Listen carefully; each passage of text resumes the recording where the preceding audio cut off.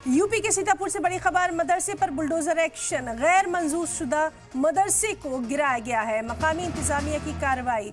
तो बड़ी खबर जिसकी तफसीलात पर नजर बनी हुई है सीतापुर से, जहां मदरसे पर बुलडोजर एक्शन देखने में आया। गैर मंजूर शुदा मदरसे को गिराया गया, मकामी इंतजामिया की कार्रवाई। इस खबर के ताल्लुक से जो तफसीलात हैं उन पर भी नजर बनी हुई है।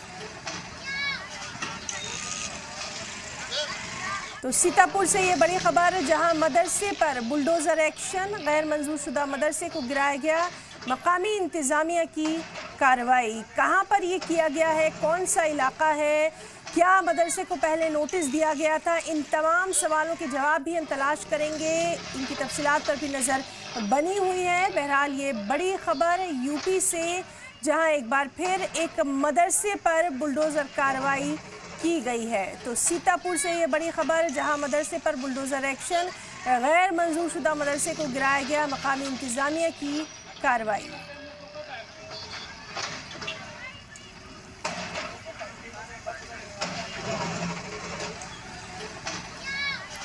और चलिए सीधे रुख करना चाहेंगे सीतापुर का। हमारे साथ मौजूद है हमारे साथी राजकुमार दीक्षित। राजकुमार, सबसे पहले तो हम आपसे यही समझने की कोशिश करेंगे एग्जैक्ट लोकेशन क्या है सीतापुर में, कहां पर ये किया गया और क्या मदरसे को पहले से इसकी इत्तला दी गई थी, क्या कुछ जानकारी आपके पास?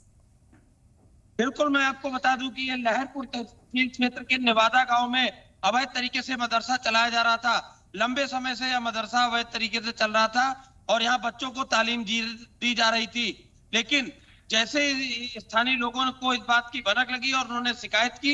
शिकायत के बाद कल यहाँ पर डीएम के निर्देश के बाद एसडीएम लहरपुर आकांक्षा गौतम भारी लौ लश्कर के साथ मौके पर पहुंची और इस अवैध मदरसे को बुलडोजर कार्रवाई से जमींदोज कर दिया।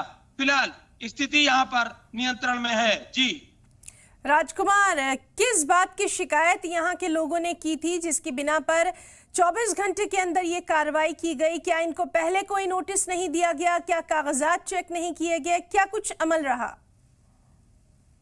नोटिस की बात आपको बताऊं तो ये काफी लंबे समय से यहाँ पर स्थानीय लोग शिकायत कर रहे हैं, हिंदू संगठन भी शिकायत कर रहे थे और यह मदरसा पूरी तरीके से अवैध है।